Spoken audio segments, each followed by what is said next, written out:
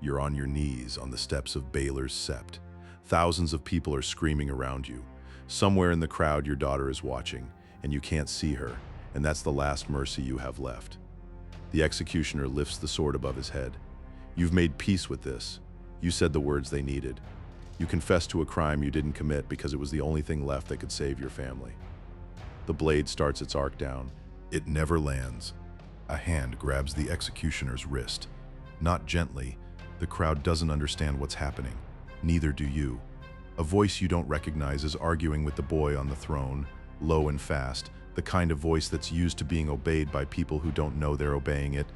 And then somehow, impossibly, you're being dragged back up by the collar instead of carried away in pieces. You didn't die today. You just don't know yet what you traded it for. Let's back up. A few months ago, you were the second most powerful man in the Seven Kingdoms. You had a wife, 5 children, a castle in the north that had stood for 8,000 years, and a king who called you brother. Then the king died on a hunting trip that wasn't as clean as it looked, and you found the one piece of paper that could burn a dynasty to the ground. You did the honorable thing. You told the wrong person first. Honor gets men killed in this city. You know that now. You knew it a little too late. They arrested you in the throne room in front of witnesses. Your household guard died in the street outside.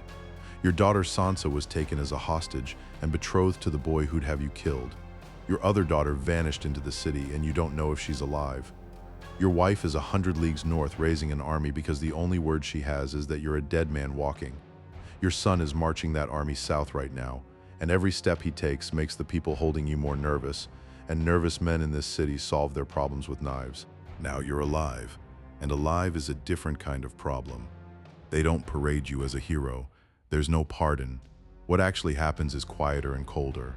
A deal cut in a locked room, out of the crowd's sight, where somebody with more patience than mercy decides you're worth more breathing than bleeding. The offer is simple. You take the black. You go to the wall. You never speak the name Stark with any claim attached to it again, and in exchange your daughters keep their heads a little longer. You've heard the vows before. 900 years of men have said them before you. No lands, no titles, no wife, no children. You'll die in the same black cloak you put on today, at whatever age the cold or the wildlings or something worse decides is enough. You take it. Of course you take it. The ride north takes weeks. Every mile is its own small war. You're not guarded like a lord anymore. You're guarded like a liability, which is worse. The men escorting you would just as soon collect a bounty as deliver you. Twice you're almost quietly disappeared on the road, and twice you survive it.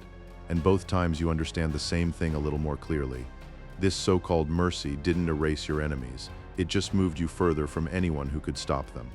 You reach the wall, and it's worse than the stories. 700 feet of ice, older than every house whose banners you used to know by heart, and it doesn't care what you were. The men at Castle Black don't bow. Most of them are thieves, poachers, second sons with nothing left to lose. And you're just another black cloak now, same as them, minus the sympathy. You scrub floors, you muck out stables.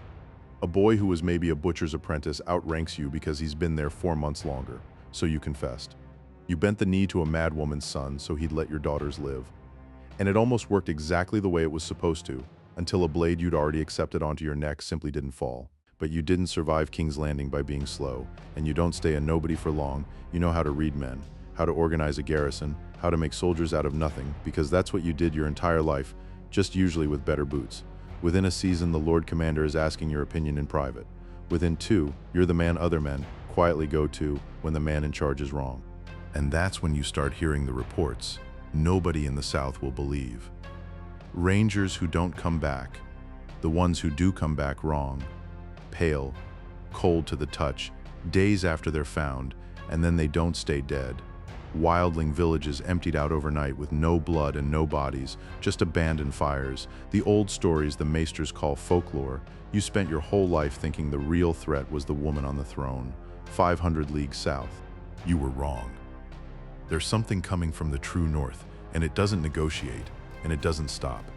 And almost nobody currently pointing swords at each other over an iron chair even knows it exists.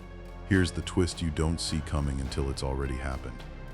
The man who saved your life on those Sept steps wasn't doing it out of loyalty. or honor, or debt.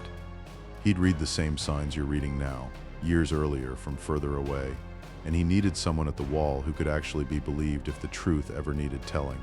Someone with a name great houses still trusted, alive in black, watching the border no one in power wanted to look at. You weren't spared, you were placed. A piece moved onto a board you didn't know you were playing.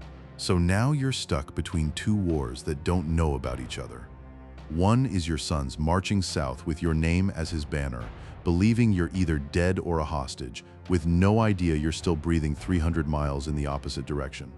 The other is the one actually worth fighting, and it's coming from beyond a wall that's undermanned, underfed, and led by men the rest of the realm has already written off as criminals and jokes. You could send a raven south, tell your son you're alive, tell him to come, to bring the army, to end the war that's tearing the kingdom apart while you still have breath to ask it. You don't, not yet. Because if he turns that army north to save you, he leaves the real threat completely unguarded behind him, and if he turns it toward the throne instead, thousands of men die fighting over a chair while something far older finishes gathering itself in the dark past, the ice. Honor got you here. It might be the only thing that gets anyone through what's coming. You pick up a pen and you don't write to your son. You write to everyone else.